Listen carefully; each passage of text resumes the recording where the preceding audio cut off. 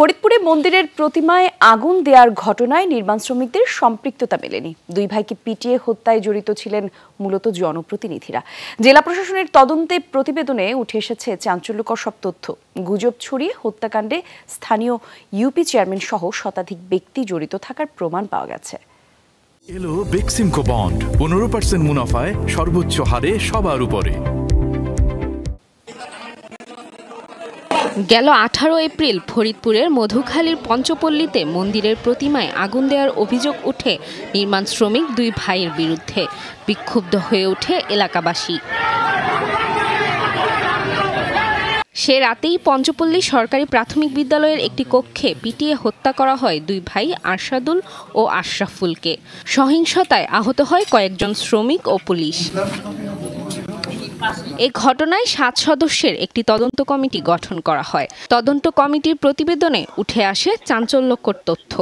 জেলা প্রশাসক জানান, মন্দিরের প্রতিমায় অগ্নিসংযোগে নির্মাণ শ্রমিকদের সম্পৃক্ততা মেলেনি। কে বা কারা আগুনের ঘটনায় জড়িত তা খুঁজে বের করা সম্ভব হয়নি। মন্দিরে আগুন লাগানোর সাথে দুই সহোদর জড়িত কিনা সে বিষয়ে কোনো প্রত্যক্ষদর্শী পাওয়া যায় না। যে কে আগুন দিয়েছে এটা কারো বক্তব্য উঠে আসেনি এবং কোনো প্রত্যক্ষদর্শী যেহেতু নাই, সেহেতু এই আগুনটি কিভাবে লেগেছে সেটা খুঁজে বের করা সম্ভব হয়নি। এদিকে হত্যাকাণ্ডের ঘটনায় স্থানীয় জনপ্রতিনিধি সহ শতাধিক ব্যক্তি জড়িত থাকার প্রমাণ পাওয়া গেছে।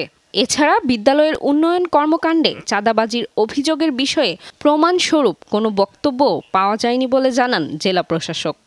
আমাদের যে তদন্তে প্রাথমিকভাবে প্রতীয়মান হয়েছে যে এই হত্যাকাণ্ডের সাথে জনপ্রতিনিধি সহ অনেকের সরাসরি সম্পৃক্ততা ছিল। এটা বিভিন্ন ভিকটিমের বক্তব্যে চলে এসেছে। এ ঘটনায় 3টি মামলা করা হয়। এ পর্যন্ত গ্রেফতার করা হয়েছে 31 জনকে। প্রধান অভিযুক্ত ডুমাইন ইউপি চেয়ারম্যান শাহ আসাদুজ্জামান ও সদস্য অজিত বিশ্বাসকে ধরতে পুরস্কার ঘোষণা করেছে জেলা প্রশাসন।